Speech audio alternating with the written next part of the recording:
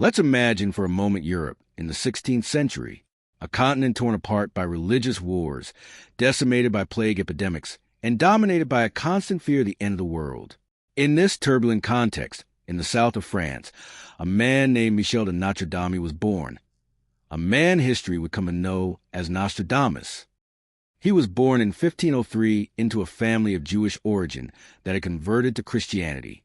But beyond his origins, Nostradamus was, above all, a man of science. He studied medicine at the prestigious University of Montpellier and became a respected physician, famous for his innovative techniques to combat the plague. While other doctors resorted to bloodletting, he promoted hygiene and fresh air. However, it was not medicine that granted him immortality. It was his role as an astrologer and seer that would launch him into eternal fame. Nostradamus, like many scholars of his time, studied the stars, convinced that within them lay the keys to the future. But everything changed in 1555, when he published the first volume of his magnum opus, Les Prophecies, the Prophecies, a book we now know as the Centuries. Within its pages, Nostradamus wrote hundreds of predictions in the form of quatrains, 4-line poems that, according to him, covered the future of humanity up to the year 3797.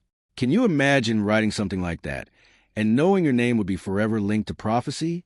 Well, that's exactly what happened to him. Nostradamus did not consider himself a prophet in the religious sense.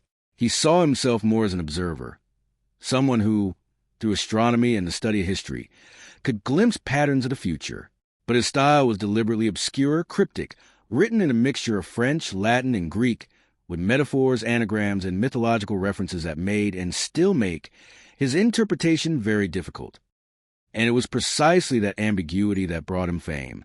Everything exploded when, in 1559, King Henry II of France died in a jousting tournament after being wounded by the Count of Montgomery. The courtiers then recalled a quatrain by Nostradamus that seemed to describe that accident with chilling precision. From that moment on, Queen Catherine de' Medici, terrified by what his prophecies might say about the fate of her children, appointed him her astrologer and personal physician. The Queen's protection secured him prestige and safety. But what is really in the Centuries? The book is filled with dark, apocalyptic visions. Nostradamus prophesies a world devastated by devastating wars, plagues, famines, and floods. He speaks of the rise of tyrannical leaders he calls antichrists. He predicts the rise and fall of empires and foretells deep religious conflicts that would shake Europe. But everything is written in such convoluted language that it seems like an unsolvable riddle. And here comes the big question. Did he really predict the future? His followers believe so. They have found his quatrains references to practically every major event in modern history. The French Revolution, Napoleon, the 2 World Wars, the rise of Hitler, and even the attack on the Twin Towers in 2001. For them, Nostradamus was a seer with overwhelming clarity. But skeptics have a very different view. For them, Nostradamus' prophecies are nothing more than a hall of mirrors. The quatrains are so vague and symbolic that they can be interpreted to fit any event that occurs after they were written. And that adaptability, far from being a flaw, is precisely the key to his success. Each generation can read in his verses its own fears and hopes. More than 500 years after his death, Nostradamus' figure remains as fascinating as it is controversial. His work continues to arouse curiosity and debate among those who believe they see the future in it, and those who only see an ingenious exercise in literary ambiguity. Perhaps, in the end, his legacy is not the certainty of what is to come, but the eternal question he left us.